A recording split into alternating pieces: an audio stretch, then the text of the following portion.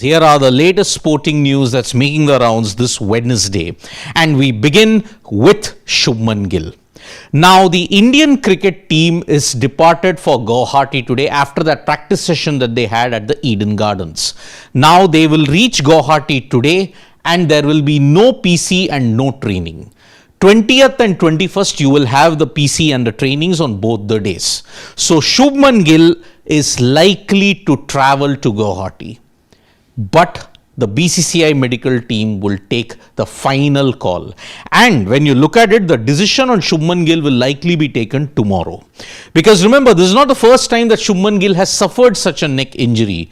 In the New Zealand series, he had missed the Bangalore test match because of a neck sprain that was said at that point in time.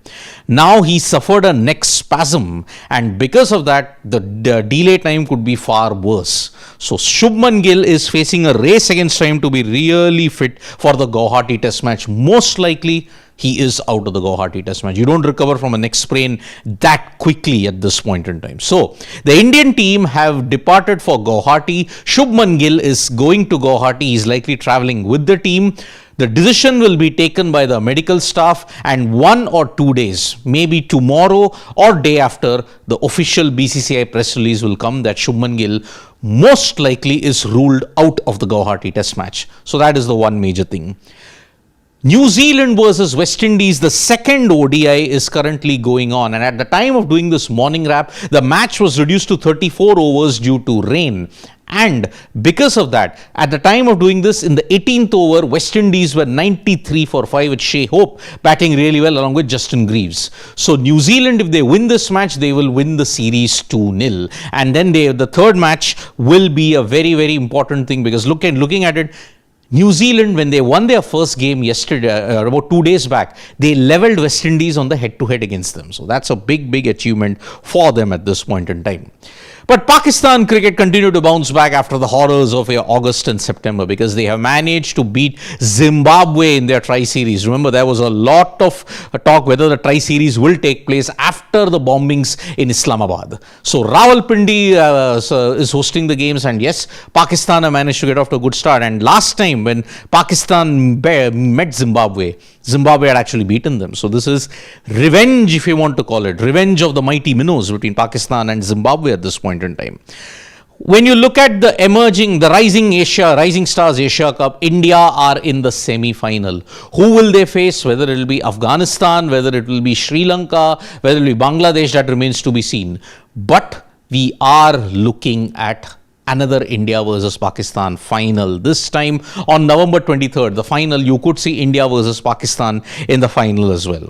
But today is a very special day for Bangladesh cricketer Mushfiqur Rahim, because in the second test against Ireland, Bangladesh have picked Mushfiqur Rahim, and Mushfiqur Rahim is playing his 100th test match. And believe it or not, Mushfiqur Rahim is the first Bangladesh cricketer to play 100 tests. In fact, I think if he may be the only keeper in the history of the game to play 100 matches or more in all formats. If memory serves me right, neither MS Dhoni played 100 matches in all 3 formats, neither has Adam Gilchrist. Rishabh Pant has also not played that much. You look at it, even Tom Latham, you look at all the others, no wicket keeper batter has played 100 matches in all 3 formats. Sangakkara, yes, he played over 100 tests, 400 ODIs, but he's only played 56 T20Is. So that is the way we are looking at it. So historic day for 25 years of Bangladesh's existence as a test nation.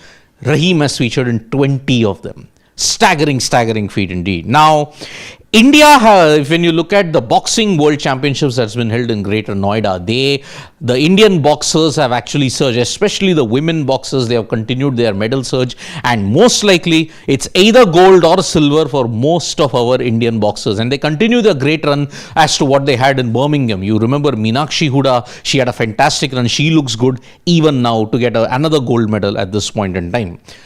India shooting in the ISSF World Shooting Championships in Cairo has come to an end, and they have finished third. It is a historic feat for them because this is their best ever medal haul. And our last news of the day is a very, very important one, and that is the Chess World Cup quarterfinals. Only one individual has managed to make it to the semi-final. The other three will be determined today. Arjun Erigaisi versus Wei. That is going to be a big, big encounter. Sam Shankland is also there, and you also have Nodirbek Yakuboyev. So this is going to be a very, very Nodirbek Yakuboyev has made it to the semi-final. Javakir Sindarov will also be playing in the tiebreakers. So yes, from 3 p.m. IST, the only Indian in the fray, Arjun Erigaisi. Can he make it to the candidates? Can he make it to the semi-finals? It all depends on the quarterfinal tiebreakers today. Thank you so much, folks, for joining us for this video. Subscribe to Sports Today for all the latest news and analysis.